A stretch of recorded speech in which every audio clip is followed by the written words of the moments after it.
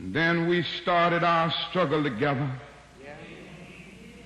Things were going well for the first few days, but then about 10 or 15 days later, after the white people in Montgomery knew that we meant business, they started doing some nasty things. They started making nasty telephone calls, and it came to the point that some days more than 40 telephone calls would come in, threatening my life, the life of my family, the life of my children. I took it for a while in a strong manner, but I never will forget one night very late. It was around midnight, and you can have some strange experiences at midnight. I had been out meeting with the steering committee all that night, and I came home. My wife was in the bed, and I immediately crawled into bed to get some rest, to get up early the next morning to try to keep things going. And immediately the telephone started ringing, and I picked it up. On the other end was an ugly voice. That voice said to me in substance, "Nigger,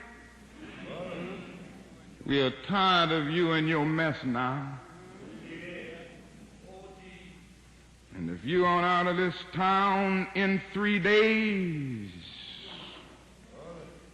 we're going to blow your brains out and blow up your house." I'd heard these things before, but for some reason that night it got to me. I turned over and I tried to go to sleep, but I couldn't sleep. I was frustrated, bewildered. And then I got up and went back to the kitchen, and I started warming some coffee, thinking that coffee would give me a little relief. And then I started thinking about many things. I pulled back on the theology and philosophy that I had just studied in the universities, trying to give philosophical and theological reasons for the existence and the reality of sin and evil. But the answer didn't quite come there. I sat there and thought about a beautiful little daughter who had just been born about a month earlier. We have 4 children now, but we only had one then. She was the darling of my life. I'd come in night after night and see that little gentle smile. And I sat at that table thinking about that little girl and thinking about the fact that she could be taken away from any minute. And I started thinking about a dedicated, devoted, and loyal wife who was over there asleep. She could be taken from me, I could be taken from her. And I got to the point that I couldn't take it any longer. I was weak.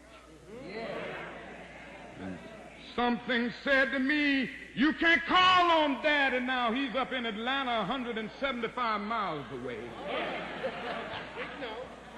You can't even call on Mama now.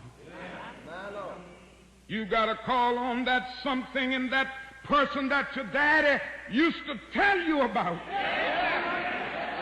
That power that can make a way out of no way."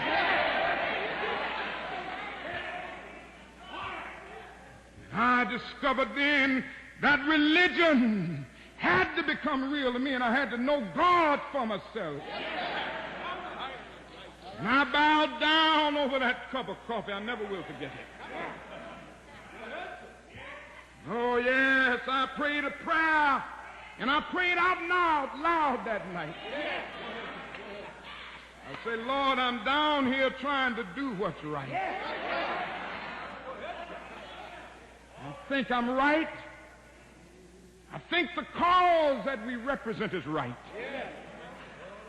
But Lord, I must confess that I'm weak now, I'm faltering, I'm losing my courage.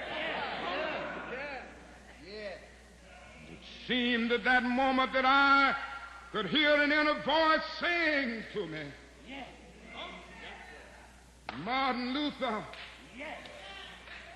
stand up for righteousness.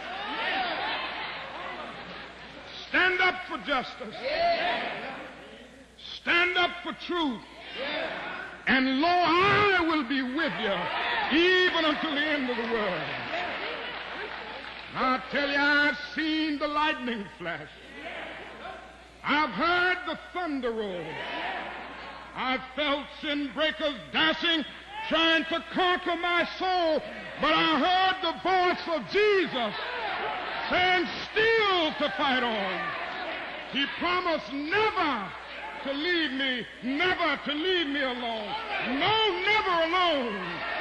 No, never alone. He promised never to leave me, never to leave me alone.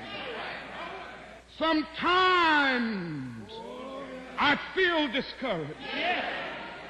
And I don't mind telling you this morning that sometimes I feel discouraged. I felt discouraged in Chicago. As I moved through Mississippi and Georgia and Alabama, I feel discouraged. Living every day under the threat of death, I feel discouraged sometimes. Living every day under extensive criticism, even from Negroes, I feel discouraged sometimes.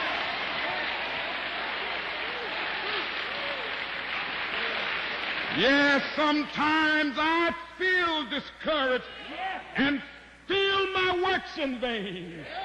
But then the Holy Spirit revives my soul again. There is a balm in Gilead to make the wounded whole. There is a balm in Gilead to heal the sin-sick soul. God bless you.